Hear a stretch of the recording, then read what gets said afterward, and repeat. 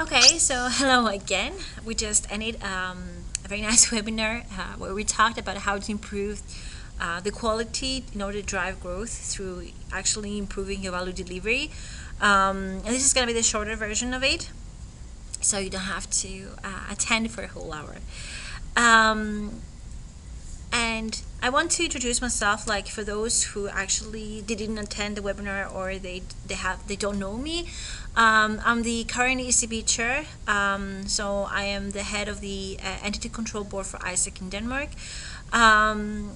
And even if you haven't seen me, that's because I don't live in Denmark anymore. I live currently in USA, where I do my PhD in neuropsychopharmacology. However, I was an active member of AIESEC in Denmark, and I'm still an active member, even in distance. I actually was a former EB member for AIESEC SDU, and more specifically the VPOGX 1516.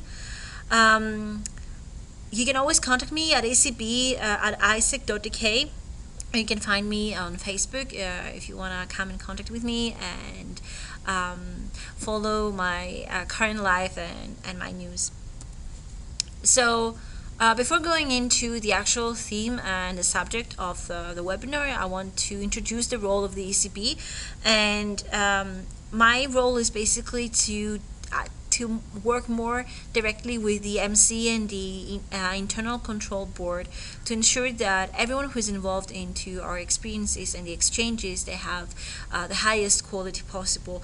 My role involves a lot of things, but mainly is like the SNS implementation and education, of course, like today, the consultancy when cases and problems arise, auditing in terms of XPPs and contracts, and firefighting when actual cases happen. And my role is more of a national support. The most important role of my position, I believe, is to prevent the cases by actually increasing the value delivery in AIESEC in Denmark, and that's why we're going to talk about everything we're going to talk today. And there is always like this confusion about value delivery and when actually value delivery is placed and when do we actually talk about value delivery. And for me, it is always. It's not only after the person has been applying and in our system, but it's also during the attraction, like while we actually promote our products and we want to increase the people coming into the system. It's also very important that the value delivery is throughout every process, when the person is considered and when it's applying, when it's going through the approval situation, and when it's realized, and most importantly when it's realized. That period between the first day of realization till the last day of the realization and when they come back. And I truly believe it's super important for us to increase the value delivery in AIESEC in Denmark. And why is it important? I will showcase it through 4 cases. EP case number 1 is Christina in Poland, and Christina was actually on an OJT offered by AIESEC in Poland. When Christina left Denmark, she had an OPS and she had a contract and a travel insurance. Everything was set up in terms of the sending entity responsibilities. However, the hosting entity was not responding to her, was not interacting with her at all. And on top of that, the company she was working at seemed to be like not respecting her JD and her working hours. She was in constant contact with us, the sending entity, so she felt like she had a full support from our side, but no support from the hosting entity. This situation led to Christina actually ending her contract and breaking her realization. Instead of staying for a year, she stayed only 6 months. She came back to Denmark and she went through a reintegration seminar where surprisingly she was really positive to AIESEC and she was able to understand our values and what actually we are doing and why we're doing. Going through her initial expectation settings, we saw that actually she was pretty developed in terms of personal development and professional development, and actually she was really interested in other AIESEC opportunities. That person, Christina, could be easily considered a promoter, and she actually has been a promoter of AIESEC SDU at least. Now I'll move on to my second case, which is Rebecca in Ivory Coast. Rebecca went for OGV offered by AIESEC in Ivory Coast, and even though when she left she had everything set up by the sending entity, when she arrived to Ivory Coast, nothing was there for her. The JD was not even there. The working environment was very hostile. The hosting entity was hostile. She was feeling psychologically threatened. However, the problem here is that she didn't have sufficient contact from the sending entity during the experience, and thereby she felt that she had like minimum support. The situation was that actually Rebecca broke her realization. She returned to Denmark, and after trying to contact the sending entity with no success, she initiated the procedure for a lawsuit against the sending entity. The result was actually that there was a lot of time spent into resolving the case with the Internal Control Board, and finally went to the AIESEC International, where they decided that actually Rebecca has to be refunded by AIESEC in Ivory Coast, and it wasn't a fault of the sending entity, and thankfully the lawsuit didn't go through. However, this whole situation led up to a person that it was really negative towards AIESEC in general, and therefore a detractor for us, a major detractor. Then a third case is Christina in India. And India is like a famous country for like bad experiences of EPs. However, we know EPs that they have good experiences as well. Christina is like a mixed situation. She went for an OGT in India. When she left, she had everything set up by the sending entity. However, when she arrived to India, nothing was again in place. Like the JD was not respected, the working environment was not respecting the working hours, the hosting entity was pretty hostile, and Christina went through also racism and discrimination, sex discrimination. She was in constant contact with the sending entity, with me specifically, and therefore she felt like she had a full support from us, but no support from the hosting entity.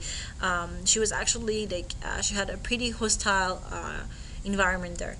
However, after a lot of hours of discussion and a lot of fights with the hosting entity, and even with the AIESEC International, Christina was able to complete her experience and return successfully to Denmark. When she went through a reintegration seminar, and she claimed that she was really positive towards the sending entity, but very negative towards the hosting entity, which actually it made sense at that point. However, that also led to the fact that Christina was kind of confused, and she couldn't see the value of AIESEC in general and the applications of that organization in reality. The good thing is that she was strongly influenced in terms of cultural mindset. She seemed to be developed as a person. However, we cannot say that Christina was the leader we wanted to form through an AIESEC internship. Surprisingly, she was though positive to future AIESEC opportunities, of course not in India. Her case could be taken as a passive one in terms of the NPS. So not bad, not good, but yes, not the best we could do, right?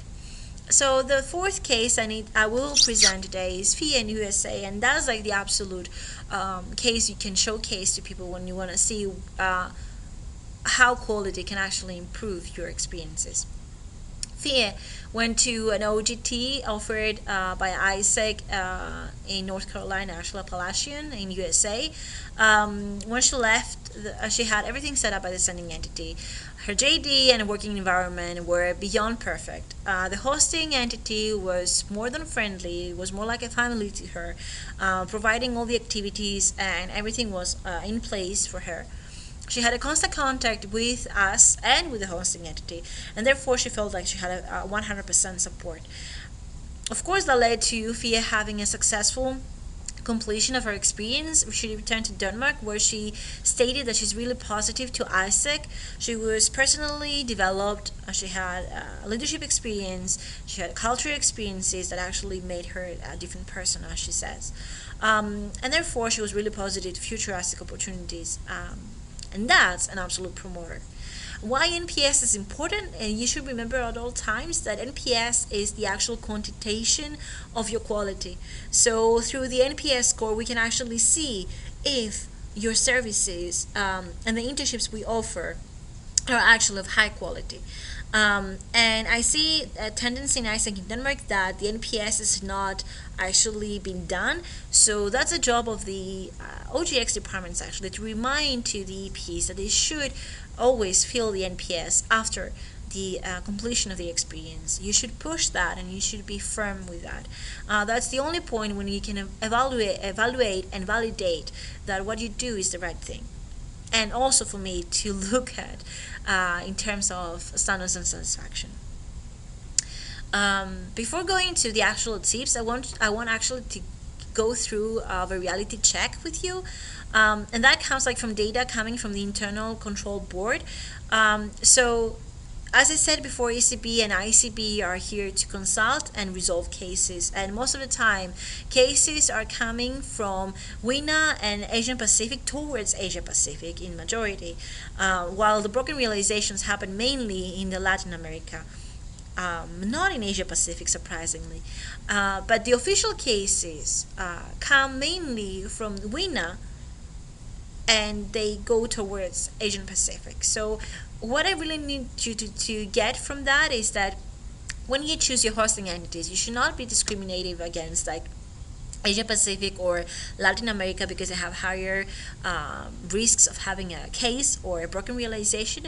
But you should remember that if you send an EP in these kind of areas, you should be, let's say, offering extra quality to balance what most likely would not be given to them when they go there.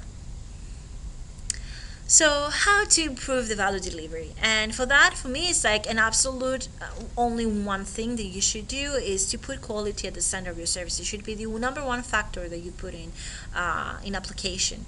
And I want you for that to think 7 questions at all times and never forget those questions. I was always asking these questions to myself as a VP OGX. One is like, what if the person sitting above, like next to you, that EP that you want to send abroad, what if that person was you, your best friend, or a family member? Would you act the same as you're acting right now? Would you be pushing the same way, or would you be acting differently? And for that, how would you like to be approached? If it was you, would you like to be approached the way we approach people right now? Because we tend to be fancy with stands and promotions and classroom presentations. But if it was you, would you actually be considering AIESEC through that activities? And that goes mainly to marketing. Then, if you were actually considering going with AIESEC, what would be of greatest value of service for you? What would you think that one thing would make you actually choose AIESEC? And take that thing and implement it in your LC as an OGX. Then, of course, people, they tend to be afraid to go abroad. They will go abroad alone, and on top of that, they will trust some young people that they are not professionals, they're not getting paid about this, it's just volunteers, to get that experience to them. Of course, people will be afraid. And if it was you, you would be afraid as well. So what would be your biggest fear? Ask that for yourself all the times. And then, what would make you trust AIESEC? If it was you going abroad and not knowing AIESEC, what would make you trust them? And remember that because AIESEC members, we tend to see our products and our services through what we know and how we know AIESEC and how we perceive AIESEC, but people do not perceive AIESEC the same way, and you should always remember that. And then think that if you are about to be alone in, let's say, Brazil, and you're going through a huge problem with your accommodation, who do you think is the most appropriate person to help you with that? Is it like a random person, or is it actually an AIESEC person? And if it's not an AIESEC person, would it be the sending entity, or would it be the hosting entity? And my opinion is that it should be the sending entity, and that would be what you think as well. Because the sending entity is those people that they actually can understand your problem. The people living in the country, in Brazil, for that example, they would say, well, that's the problem we have here, get used to that. But you actually can help these people because you're not in that culture, so you can actually understand the problem. Last but not least, you should always, but always remember that question. How would you feel if you didn't receive what you were promised? So I say all these things because they're actually actual concerns coming from our customers around the world. And one of the biggest things that they say is that AIESEC is not concrete in the information they actually offer. So make sure that what you provide, you know exactly what you're providing to them. Before you realize a person, before you send them abroad, make sure that they have all the information, and no surprises are going to happen. And another thing that is being said a lot is that there is no support or contact from the sending LC, and you should always remember that after realizing a person, your job doesn't stop there. You need to continue contacting them at a constant point. In general, I believe the concerns are most about like they're not well informed, and that is a major thing we have also in AIESEC in Denmark, that we don't get all the information we should get, and we don't give all the information we should give to our EPs before we send them abroad. So I want you to remember always your responsibilities, and that's basically for those, I believe that you're familiar with these things in front of you right now, is the standards and satisfaction. And you see basically that the home LC has very few responsibilities in terms of SNS. It's like insurance, AIESEC purpose, and learning before they go expectation setting. However, I believe that it is really important that preparation is just a part, and sometimes 100% implementation is not enough from the side of sending entity, because as I said before, you are gonna probably send people to hosting entities that they don't have 100% implementation of their SNSs. So you need to balance out that, and sometimes you should go above 100%, and you should go above and talk about these things. So at this point, I want you to think this question and discuss that within your OGX teams. Like, what prevents you right now from providing quality experiences? And this is a conversation that you actually need to do with your members, and you need to do with your LC and maybe your EB as well, in order to identify what are the problems. And when you get to the root of the problem, you will be able to actually solve it. From my point, I believe it's like that we do not take quality as the number one factor of our experiences, and we don't have a procedure about quality, improving the quality. And for me, that I believe that's really, really important to build in our LCs. So I'm going to give you some tips on how to do that. And you see in front of you a whole process on how to improve your quality. And one is, of course, to understand what kind of experience you want to deliver. And for that is like, if you remember that questions that I gave to you just before, remember that questions. That questions will give you the actual understanding of what people they need. And then you need to discover what you're gonna deliver today. Of course, yes, you know your products, but your products are not perceived in the same way as you perceive them. So make sure that you discover the ways to make them more transparent to the people.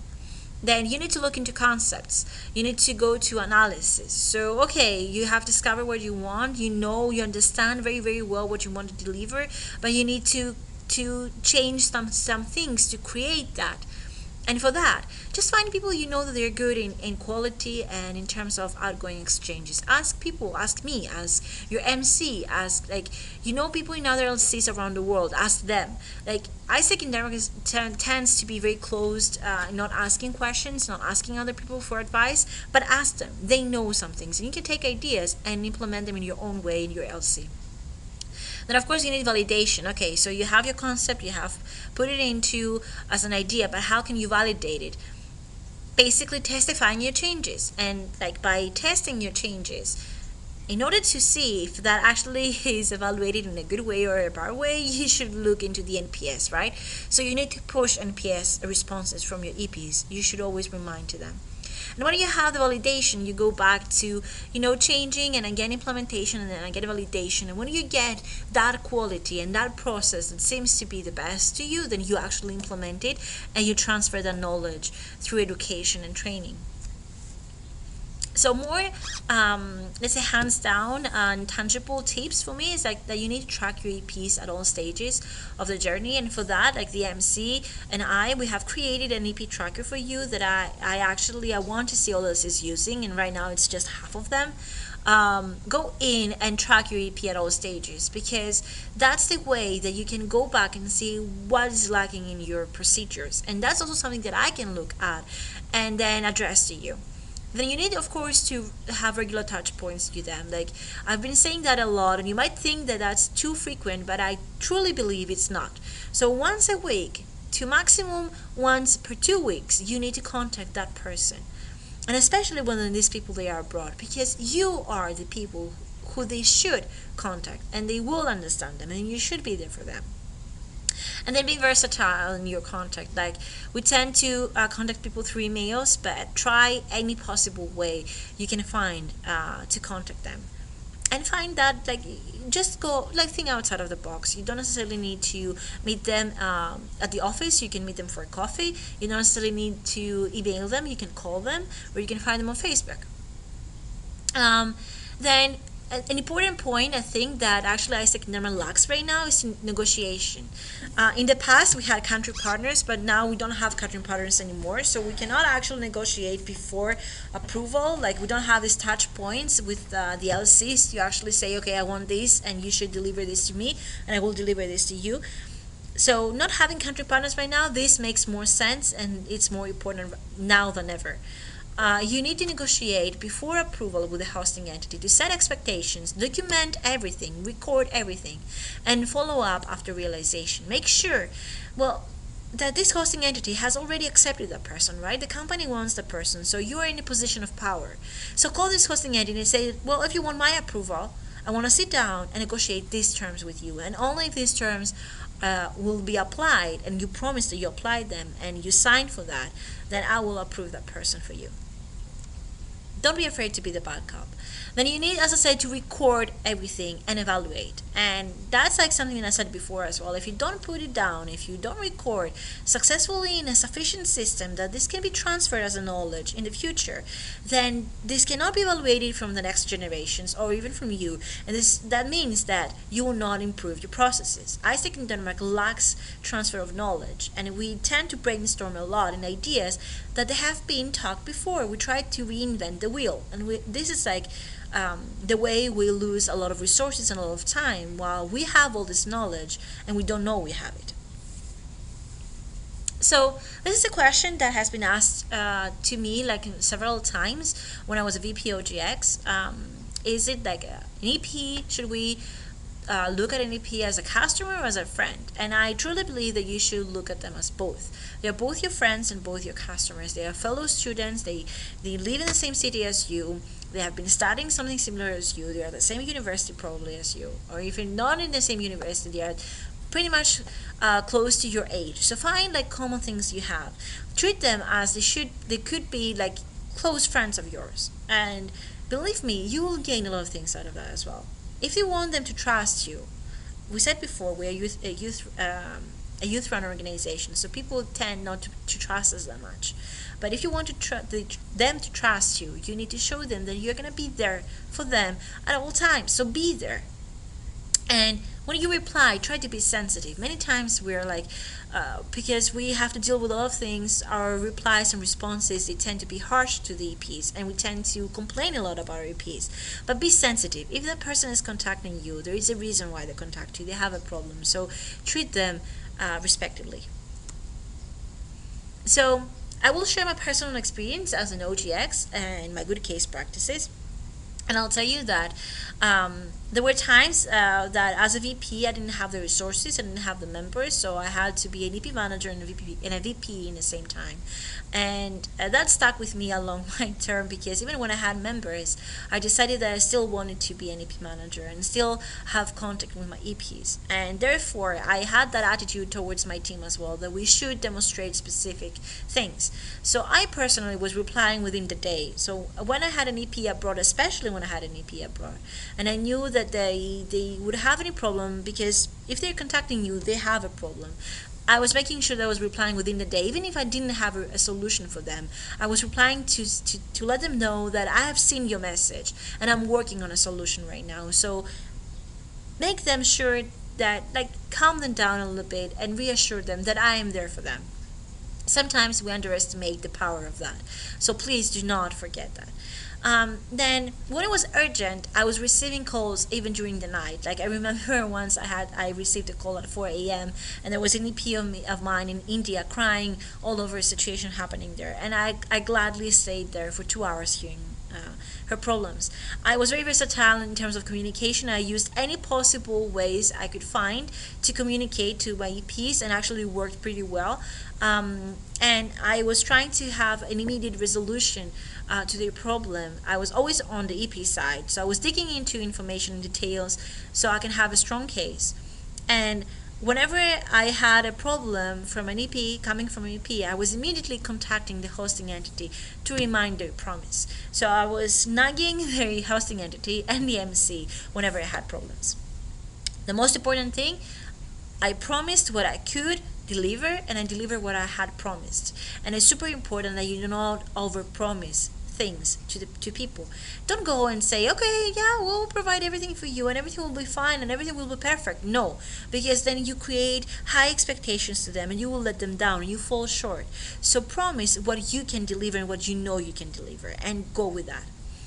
My results were, of course, that during my term I had 0 detractors. I had no cases, and even I had like broken realizations. I got out of the situation without any detractors.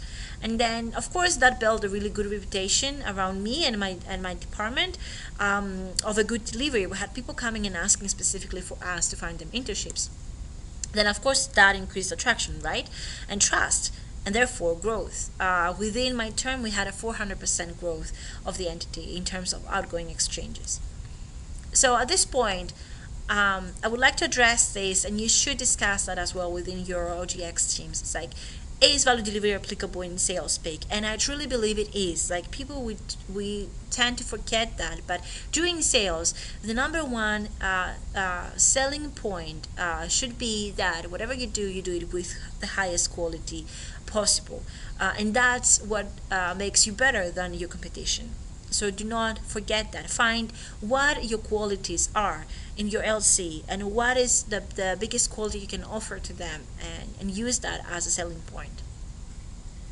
Then I wanted to address that towards the end of this webinar.